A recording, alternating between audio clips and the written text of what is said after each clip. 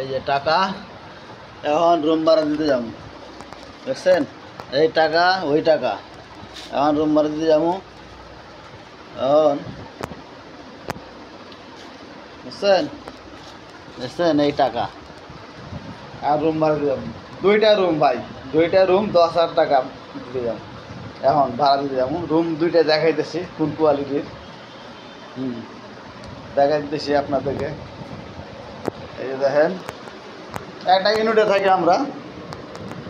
এই যে একটা রুম, এটা বাথরুম, এটা আমাদের রান্নাঘর। এদিকে একটা রুম আছে, দেখে আপনাদেরকে। এই যে একটা রুম, ওইদিকে আছে বেলকনি। হ্যাঁ, এদিকে আছে বেলকনি।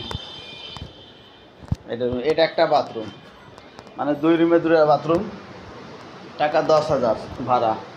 এটা আমাদের ড্রেসিং রুম, বুঝছেন? এখানে একটা রুম। 2 রুম মিলে ভাড়া হচ্ছে আর কি, মনে করেন যে 2 রুম মিলে একটা ইউনিটের ভাড়া হচ্ছে আপনার 10,000। এই হলো অবস্থা।